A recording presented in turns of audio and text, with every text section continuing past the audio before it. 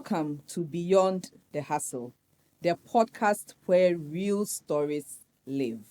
We go beyond the highlight reels and bring you bold, raw, and revealing conversations with entrepreneurs who have hit rock bottom and come back up again.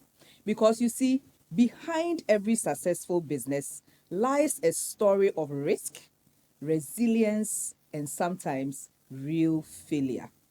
This is where we unpack the missteps, the missed chances, the mess-ups that became powerful lessons and stories of success.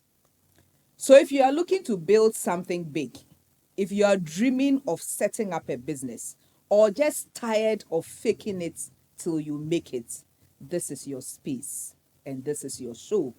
Here we have real founders, real failures, and real fuel for your journey. Come on, let's go beyond the hustle.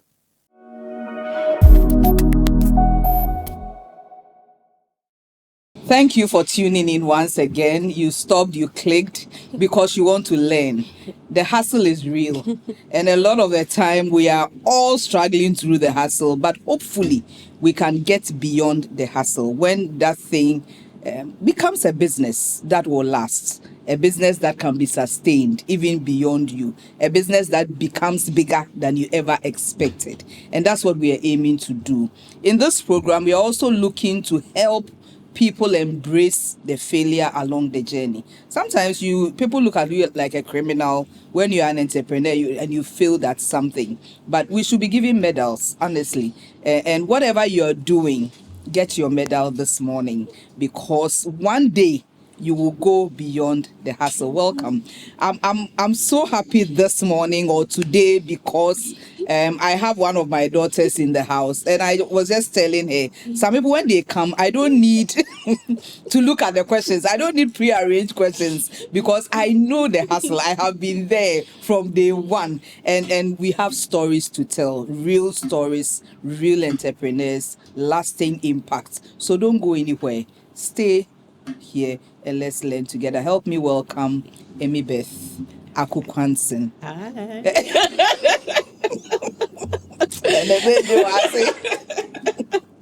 Oh my goodness. Good to be here. I know, right? You said day one. Day one.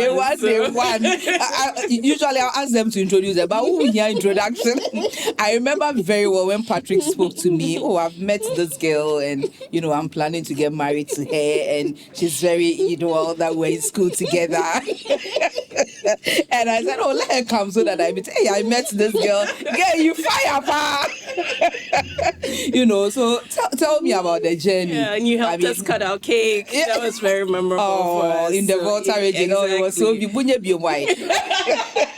well, it's 10 years, so we had I know, right? It was so beautiful. Not in Accra, we have to go back to the Volta.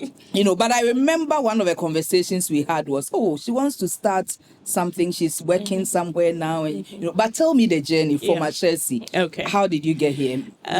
So I always say that I started Baby Kawa Moka in Ashesi. So I run a coffee business. So it's made in Ghana coffee. Okay. And the idea or the seeds were planted when I was in Ashesi University. There were two campuses. There were two campuses at the time. Laboni. So there were two campuses in Laboni. Yeah, it was actually three buildings. So it was two buildings, then they added one more. Okay. Then the third building had like a gazebo. Okay. It had green grass in front. And I like the way you call the buildings campuses. I know, right? Big dreams.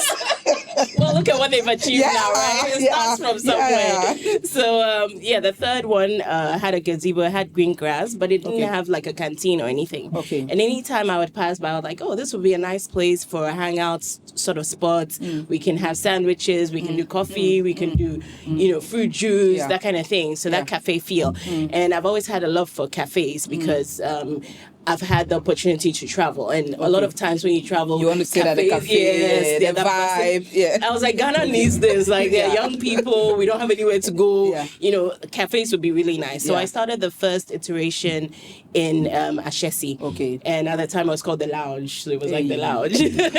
I remember when we were first discussing, we even had deja vu. So even the name, we've gone through so many iterations before we came to Kawa Moka. And I guess one of the things I'll say is don't overthink it. Like there's always opportunities to rebrand, rethink. But I think we landed on gold when we discovered Kawa Moka, the name Kawa Moka, because Kawa means wine of the bean, which is coffee.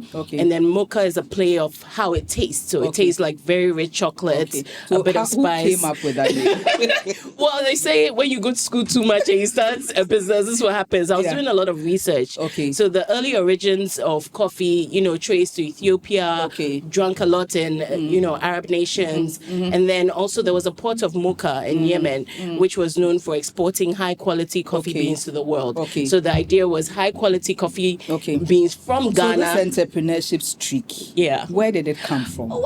Because I know that when you finished school, you went into corporate, PwC, right? Correct. And you were doing well. Correct. I mean, by all standards, you were in Kenya for a while. Correct. And all of that. But again, Patrick came and said, "Oh, that's my chick. She wants to drop the corporate and go full time into entrepreneur." I'm like, "Hey, are you sure?" Because I mean, she's doing so well. But where did that come from? What made you decide that I don't want to chase the 9 to 5? I don't want a career where I am, but I want to go and start something with all the inherent risk that I know of. I think it was a combination of factors. One, my parents. So my mom is a lawyer, but she's had her own practice for a very long time. She's very entrepreneurial, very energetic. My dad is actually quite similar to me because he also had a really good job and then quit much later than me in his 40s and then started a hotel in the Volta region. And it's a place we all know as Volta Serene, but that was my dad's property. Growing up, we used to really support, they used to host so many people. My parents were so somehow very you social. Picked that subconsciously. So I think I got that can-do spirit of like, what do I see around me? What's the problem around me? Or what have I seen in my experiences that I think can add value locally? So I definitely got a bit of that from them. Has there been a point, honestly, where you sat and was like, hey, should I just drop this and go and do my, accounting 9 to 5? Or in spite of whatever comes up, you are still resolute that this is the direction I want to go? I think, like, always when you look in the rearview mirror, it's like, hey, this was madness. Like, what did I do? By the time you're more thinking, I think I wanted to do more. I wanted to have, impact. I think part of it also was that Shesi, training where you're always thinking about what's the problem in the world, like how can I solve, And coming out of PwC at the time, I did consulting with them for about 2 years where I was running a Shell Foundation program in Ashesi. And one of the key things about it was impact. So it was like, how do you build a business that has impact? So when we started, the idea was to have women from disadvantaged backgrounds incorporated in the business. So we're operating as a social enterprise. So it wasn't really from a capitalistic point of view. It was more of, I've seen a problem, I've seen a way to incorporate people who would ordinarily not have that chance.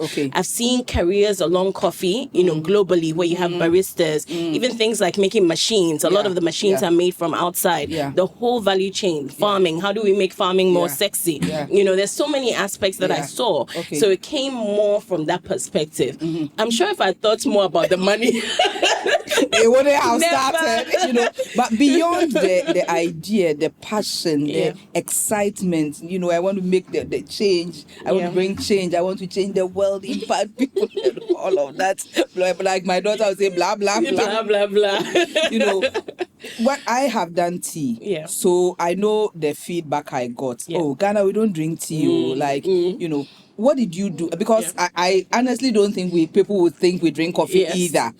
So what did you do in terms of research to still decide? I mean, if you are doing this in Kenya, I understand, or Ethiopia, I understand. What did you do to make you convinced that in spite of the cultural, the perception that we don't drink coffee, I'm still going to do coffee. Yeah. I think interestingly in Kenya they also started as a tea drinking country. So I saw that, especially living in Kenya, like 20 years down the line, how companies like Java here, Dangote has just bought into that. Whoa, so Dangote, where are you? I have hibiscus teas. But like companies like Nairobi Java House were relatively young, and they were bringing in the coffee culture through things like the cafes. There are also very few countries that actually produce coffee. So it's actually a real privilege to be able to grow coffee. A lot of the people who drink coffee have never seen a coffee tree. They don't know what it looked like. So I was looking at local consumption, yes, but I was also looking at it from a cafe perspective, where people come, yes, those who want to drink coffee can get really good coffee. Those who want to drink other things, yes, tea, the vibe, So it was more of like that place. And if you look at the history of cafes also, it was that place where you can grow into yourself. You don't have to conform. You can have rebellious ideas. You can meet a random person who can change your life. So that was really, the concept behind it. But that was risky. It was, because in retrospect. Can I? Maybe I don't know about you, but for me, sometimes the thrill is even in the excitement of creating something that didn't exist. And packaging and making it work. Yes. Is it the same for you? Absolutely. And I think going into entrepreneurship, you never know what you're going to get. It's really a journey of faith. I remember initially I was doing all these financial models. A journey of faith. When you land on the ground, it's completely different. If 1,000 people drink coffee, exactly. And I make 5 cities on every. Right? It doesn't work like that. So I mean they help. It's good to have structure. It's good to have an idea of where you want to go. I think key along the journey is people. You really need to be very intentional from the beginning of surrounding yourself with people. I keep saying if I was surrounded by nay people, I wouldn't have done this. But I come from a very supportive background. My husband, he's like pro entrepreneurship. The way I knew. But let's stay on the journey of faith a bit. It's on point. Because everything we do has to come out from a place where we believe that regardless of anything is going to work. Can you stay on that a bit? Because a lot of entrepreneurs is the fear that, okay, what if when I'm bringing in things from packaging from somewhere outside of Ghana, it's with the hope that those materials will be used within a certain period of time. It's faith. Yes. Can you stay on that a bit? So I would say it could work either way. So that's the faith. You also have to understand as an entrepreneur that you will fail. It's so what if it doesn't work? So you have to work around your risk, right? So I did it really hardcore. I left a well-paying job. I wasn't being laid off. In fact, when I was leaving, there was an opportunity to go to UAE, from Kenya, and everybody was like, "That's never happened before. How do you get a secondment in a secondment?" I'm like, it's God's grace, but at the same time, I don't feel like it's my calling or what I really want to do. I've had this vision, and that's the other thing. I think God puts things in you. So even as you're placed in certain places, sometimes you feel internally like I'm not in the right place, or in as much as I'm loved, as much as I feel like I'm having impact here, there's more that I can do. And perhaps also influenced by my mom a bit. I call her the pro bono lawyer, but she's always been, very interested in legal aid, and supporting those who don't have access to, legal services, and seeing how her work has made an impact in so many people's lives. For me, it was great being a tax consultant. You have access to all these, high profile people. You're meeting a CEO and they're like listening to you, and you're not, in your early 20s, and like the CEO is full of, exactly. But I felt like, okay, this is great, but there's more that can be done. And sometimes you feel a bit isolated because you're only interacting with a certain class of people. But there's a whole wider world waiting to be impacted. Exactly. So it's not Ghana is not just a craft, for example. We work a lot in the Volta region. One of the things that the farmers said was we didn't even have any off-takers before you came. So we are not just buying the products, we're actually interacting and intervening in the community. They have a beautiful fall. You know, how do we link tourism? Because a lot of people didn't know Ghana had coffee. So much bigger than just coffee. Exactly. But if you don't take that journey, I mean, I didn't go in thinking I was going to be doing farm tours. Like, it wasn't even in my periphery. Yes, but as you go, you learn. And I think that's the journey of entrepreneurship, because you start with a belief that there's a problem you can solve. And then as you're solving the problem, other things will come out. So, for example, we wanted to start as a cafe. The initial plan was to bring in coffee from Ethiopia and Kenya, because that's what everybody knows in Africa. That, like, this is the standard. But along the line, we're like, realized there's coffee in Ghana. Coffee. And I had no idea until you started, honestly. You know? And it was a beautiful journey, because it's truly a privilege to grow coffee. And once you go into the farm, I mean, it's so magical. Last weekend I was in the Klebi, you know, it's the air and I was hear fresh. Ghana coffee tastes even better than a lot of other places. It does. It has a very rich chocolate flavor, which is well sought after. And one of the things that has happened historically is that because they didn't have market, they didn't process it. It was just like fair average quality if you want to come and take it. One of the things we've intervened with is fair pricing, mechanization, and then also knowledge, because you'd be surprised just explaining. If you leave the coffee cherry on the tree for too long, it's dark, it has unfavorable flavors. You want to get it when it's ripe. When you pick it, you dry it, you don't put it in it. But it's simple things. And it makes a world of difference to the end product. When you started, I know you were educated, you were an accountant, chartered accountant, so you knew what goes into setting up a business. Did you know that it entailed so much more than just an idea? I'm going to market it. I'm going to do my books. What other things come together to make the business sustainable that you didn't think about in the beginning? I think when I started with really flowery ideas, because I know you laugh. You know, and in corporate, it's funny because corporate, like, you have a budget of, let's say, $1 million. You don't know where the $1 million came from. It's not your problem. All you know is that you have a project and it's 1 million and you have 1 million to play around with. The ideas flow. The ideas flow, you deliver. Now you're in entrepreneurship, and my initial idea was bringing investors. You know, we're raising this, we're doing that. And then you find out it's a whole different ballgame. And especially as a woman, you know. So first of all, you even have to think about, you know, your partners that you're bringing in. There are a lot of people that bring in people. Partnerships are a major, it's something we'll talk about, because we speak about it in the book. Yes, you know. It's really tough. So having the right people, and especially as a woman, I'm always, you know, conscious of people who give you money and expect other things beyond just the return, you know. And what are you also bringing to the table? Because again, a lot of people don't tell you behind the whole scaling and all of that. But some people are not sleeping, they're not eating. Like, your whole mind is like, okay, I have to give my investor a return of this.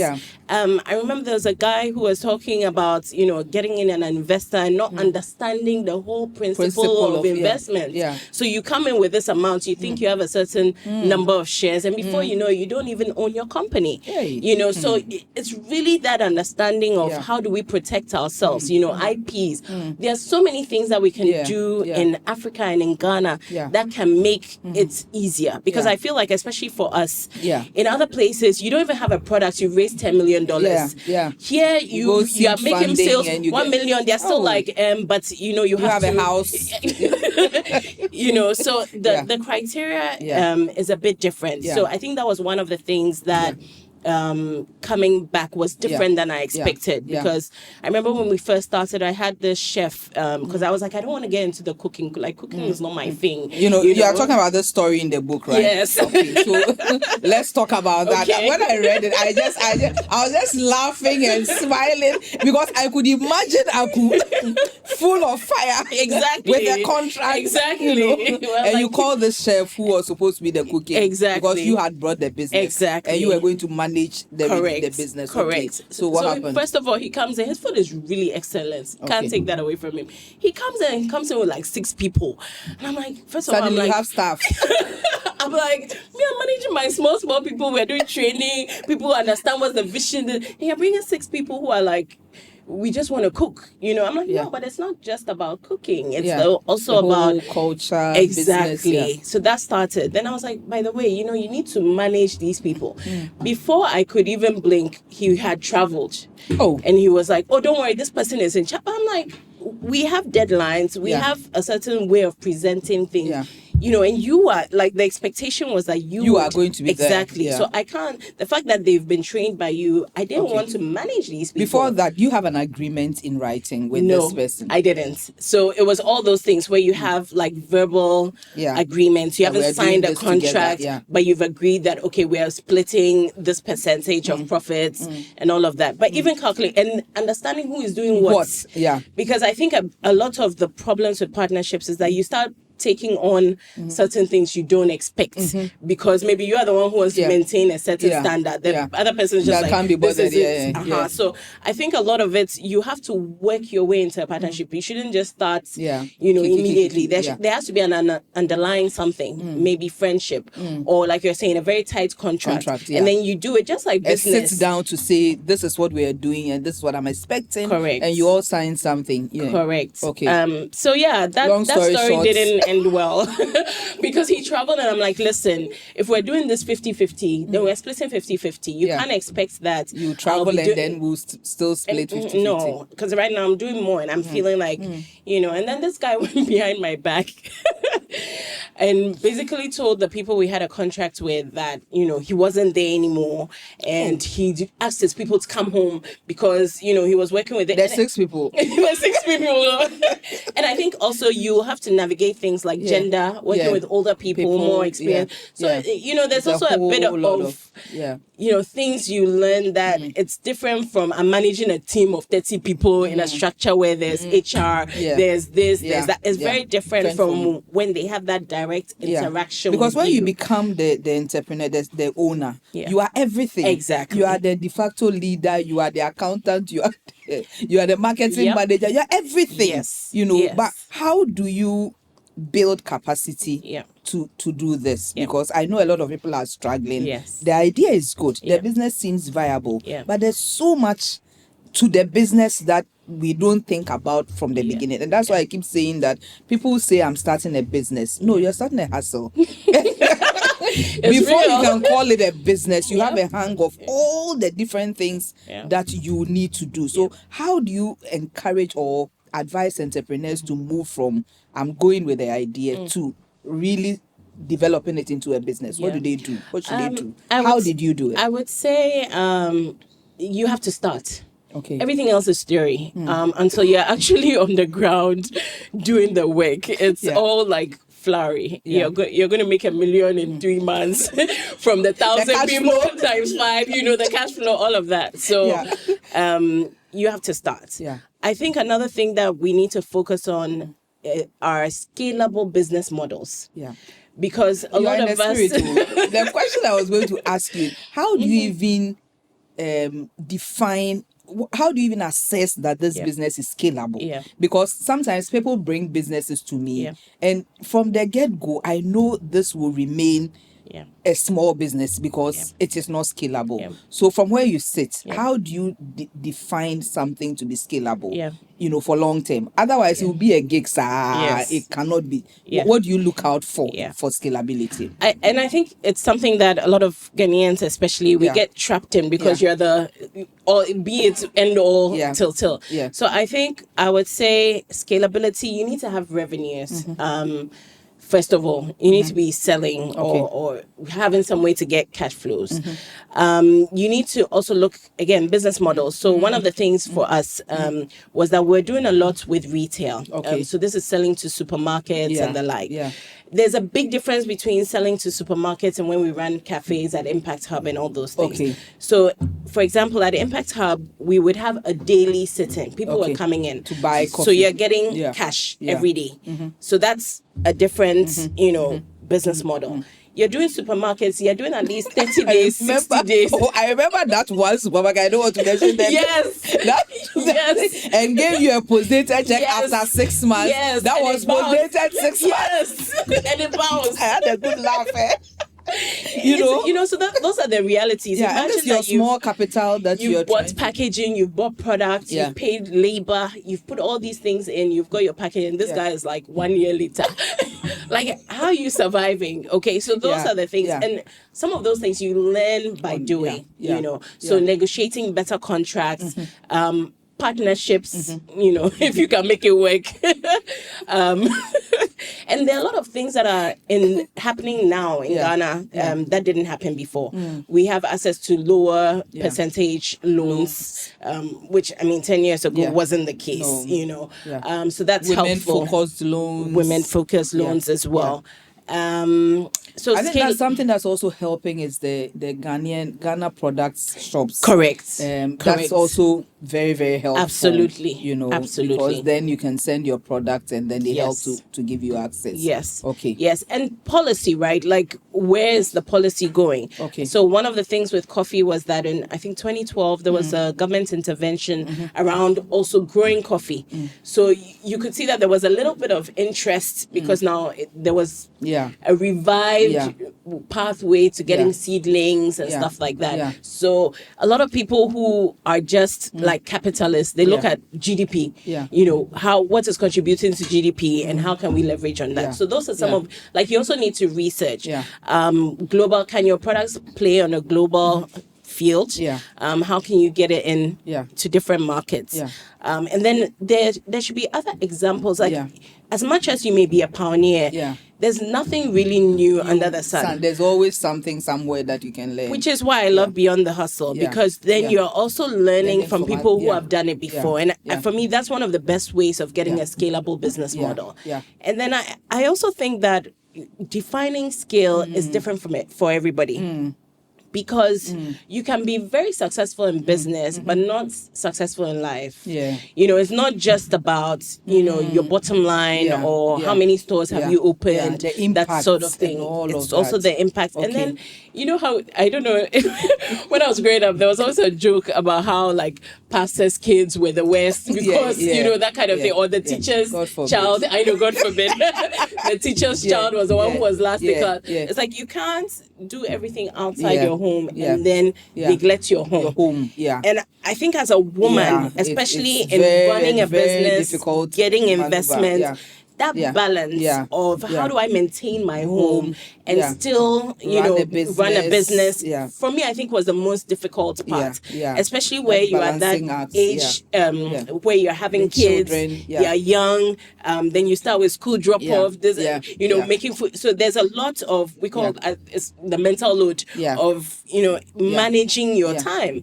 And, nobody is concerned that, I had to go do this. That's why, no, they're still looking at, at the end of the day, this was your balance I think one day we need to have a longer conversation on how women can, do this balancing act, because it's real. Yes. It's something that we have to deal with. And at the end of the day, you don't want your family to suffer because of some dream that you are chasing, at the end of the day. You started the lounge on campus. Yes. And how did that influence your ability to do better when you started outside of campus? Because what we are trying to do is set up a fund that will help students on campus to start their ideas. I'm sure you were lucky. Your mommy gave you money or something. I'm still keeping money. Even though now I'm giving back, but still. At that point, you learn some rudiments that, and so I'm going to be pulling you. I mean, we need to mentor them. We need to, those who show interest and want to apply to say, I want to do this on campus, because I think it will be beneficial. Did it impact what you did on campus? Affect? Did you learn anything from there? A lot. And it's one of the things I really commend Ashesi for, because I remember when I had the idea, I went to the Ajo at that time. She's now with SOS, but she was the dean of academics at that time. And I went to her and I said, I have this idea. I have no money. Will you allow me to use the space without rent? She's like, sure. Oh, so wow. they were living, what they were teaching, I remember Evans Anfom at that time, he was doing an architectural class for us. I was like, I need a design for how the place would look like. He did that for free. So it comes back to surround. Yes, it was a friendly environment because once you're outside that kind of environment, there are people who may think of you as a competitor and may be doing things to pull you down. But at least in that safe environment, you get to experiment on what works, what doesn't. I remember I did it as my final thesis also. Okay. So I had a group project, the business you're doing. Okay. So I had a group of 4 people who supported. So you could also see the benefits of having different perspectives and different people doing certain things. The first iteration of the financial model was there. So there's a lot. I remember I had a staff at that time because I ran it for a year. You were going to classes and all of that. Yes. And then the next year I was working full time with PwC and managing it. And there was this guy who was running it at the time for me. Okay. And so I'll be checking the sales and all of that. Then I'm like, it's so because you're looking at trends, you're looking at all of those, what people buy, you've gotten a sense of it. And then I'm like, why is it that the drinks? It's not adding up. Later on, I found out that he was bringing his own drinks and selling. This issue of staffing, we will have to have another. So it's like your inventory is matching, but the sales don't make sense. Yeah. So it also gave me, and I use that now because now you understand so many, things that people do. Yeah. And for me at that time, it was like sacrilege. I was so shocked. I was like, are you not honest? I'm like, how? I'm in a school where we're talking about undercode, and I'm like, like I couldn't understand it. I was like, this guy, and I'm like, I consider myself a good boss. Like at least money wise, I'm sorting you out. I'm kind. I'm not pushing your face in any blender or anything. Like I'm like, come on. Final word of encouragement for somebody in the. We are all in the hustle. We haven't left, but somebody in the hustle, and they are at the point where they're like, Charlie, this thing is not for me. Yeah. Just one word to advise them.